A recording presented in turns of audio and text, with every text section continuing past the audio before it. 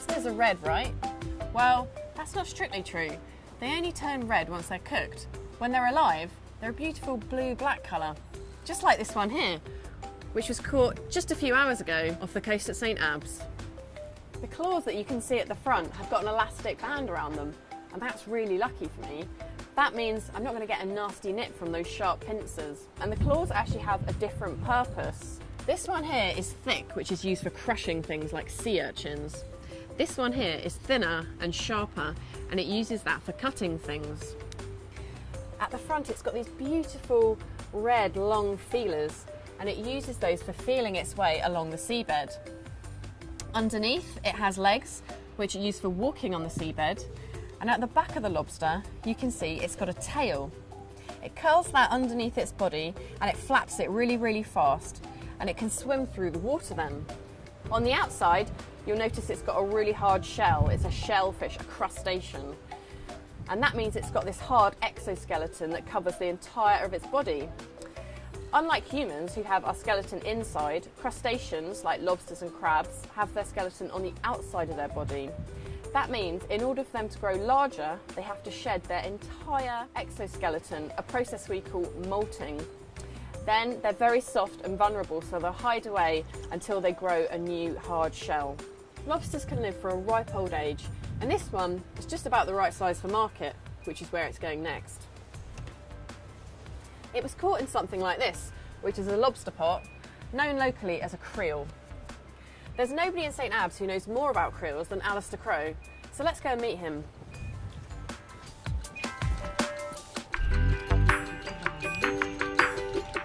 Alistair's family have lived and worked in St Abbs for generations. They crew the lifeboat, run trips for divers, and most of all, they're fishermen. Hi Alistair. Hi Georgia, come on in.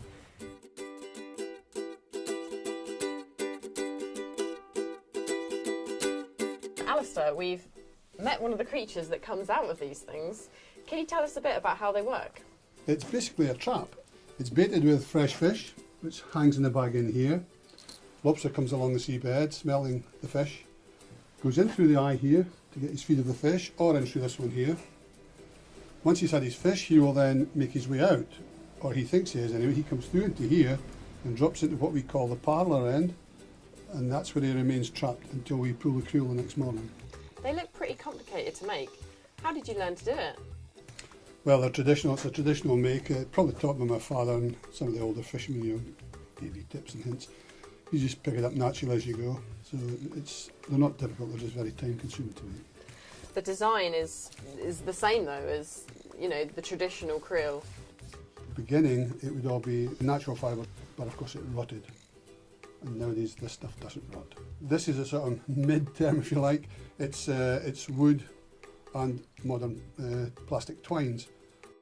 A very modern creel of the same type would be steel, plastic coated, with the same nylon net over it. Fishing's pretty important in your family then? Yes, it has been over the years.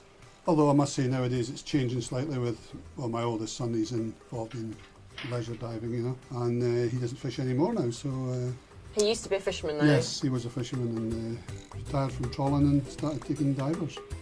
So that has a great easing up effect on the fishermen, because it's obviously less gear in the sea, you know? So that's kind of better for the lobster populations? It's better for everything and everybody, yes. The more stuff left in the sea, the better for the fishermen that's remaining. Yes. Diving's pretty good for your family then?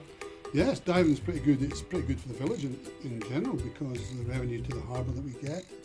You know, the dive boat skippers make their living out of them. I think there's 4 dive boat skippers now out at St Abbs. Have there been any problems? Well, some divers have been known to cut some of the lobster pots. If a single diver took one lobster, we get anywhere between 20 to 30,000 divers here a year. Therefore 20 to 30,000 lobsters would go away from here. The area could not stand. But obviously nowadays they've got a voluntary code going that they don't take anything out of the sea, and it seems to be working very well. So the voluntary code on divers not taking things, that's kind of helped to sustain the fishing, but also the health of the marine environment. Oh, undoubtedly, there's no doubt about it. There's more lobsters nowadays, even now, than what there was when I was young. There's more lobsters now. And the fishermen are quite happy the way things are. And I think the divers are quite happy the way they are. So all we need to do is just sort of maintain the situation as it is, and everyone will be happy. Thank you so much for your time today, and I'll let you continue mending your creel here. Thank See you you very later. much. Bye. Everyone who comes to St Abbs is part of the local economy. Lunchtime!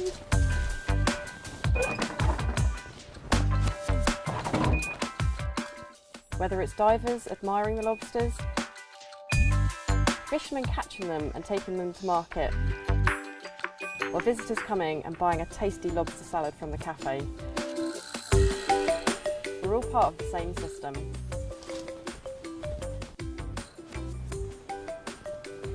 It's not just St Abbs. The coastal seas all around Scotland are a tremendous environment, rich, diverse and beautiful. All of this depends on the sea.